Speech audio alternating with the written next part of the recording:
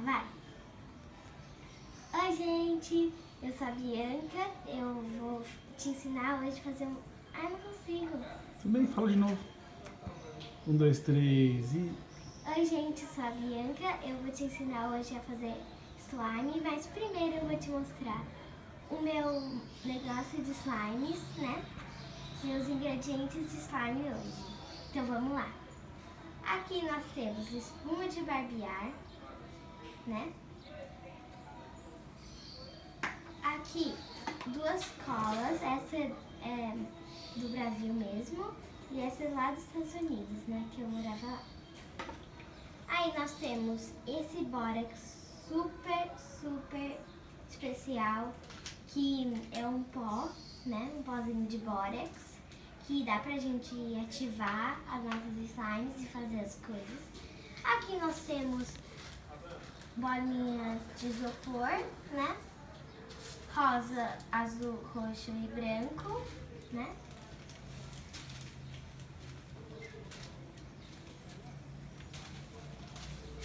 Aí, aqui temos as nossas colheres de mexer nossas slimes e aqui temos o meu cantinho de slime. Vamos lá.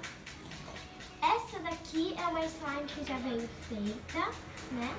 Eu coloquei cola para ficar mais slimenta.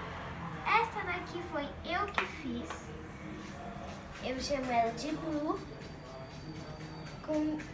Eu fiz isso com corante azul e com glitter prata. Com cola e com espuma de barbear. Tudo que você tá vendo aqui.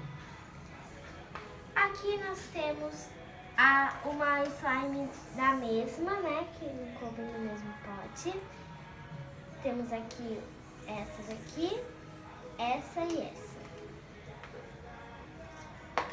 Aí aqui nós temos corante rosa e azul, né? Que eu fiz esses aqui. Com rosa, parece que é um roxo, né? É um rosa arroxado que eu usei nesse slime que você viu agora. E esses daqui são os meus 20 ou 10 glitters que eu uso para fazer os slimes, né?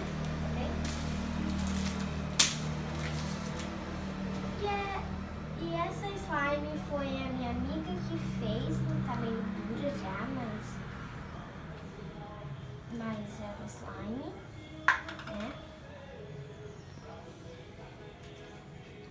E é isso, gente, esse é meu cantinho de slime. Muito obrigada por ver. Tchau!